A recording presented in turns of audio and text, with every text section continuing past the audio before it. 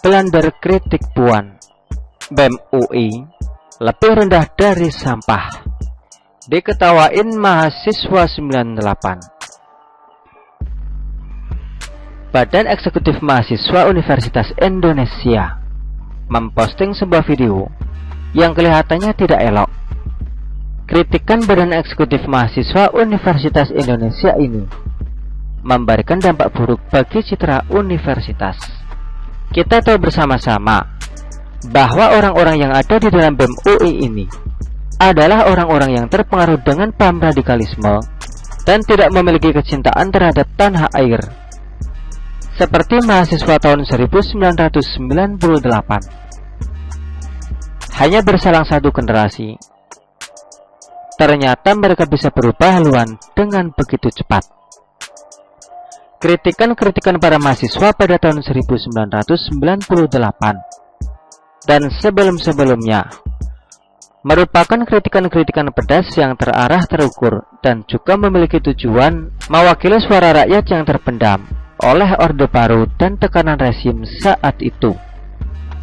Tapi berselang satu generasi, kritikan mahasiswa generasi Z yang merupakan kelompok orang-orang bodoh semakin lama semakin tidak terarah dan hanya seperti babi yang buta.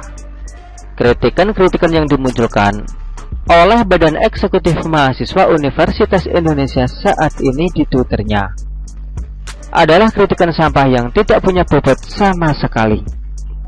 Kenapa saya katakan kritikan sampah?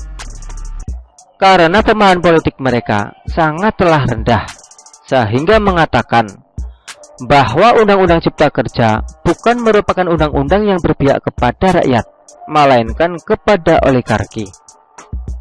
Padahal kalau mau ditelisik lebih lanjut, mereka tidak bisa mendapat oligarki itu seperti apa, dan tuduhan-tuduhan yang mereka munculkan dan berujung kepada kritikan sampah itu tidak bisa dipertanggungjawabkan.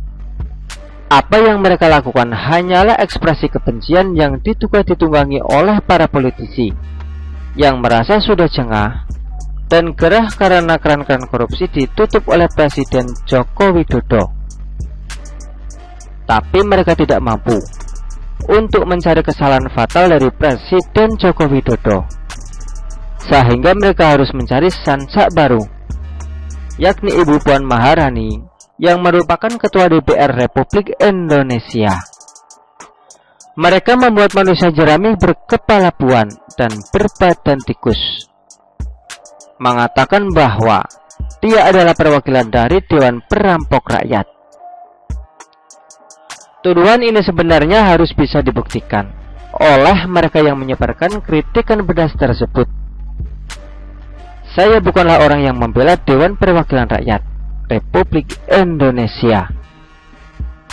Saya akan mengkritik Dewan Perwakilan Rakyat Indonesia yang sama sekali belum memiliki niat untuk mengesahkan undang-undang perampasan aset koruptor.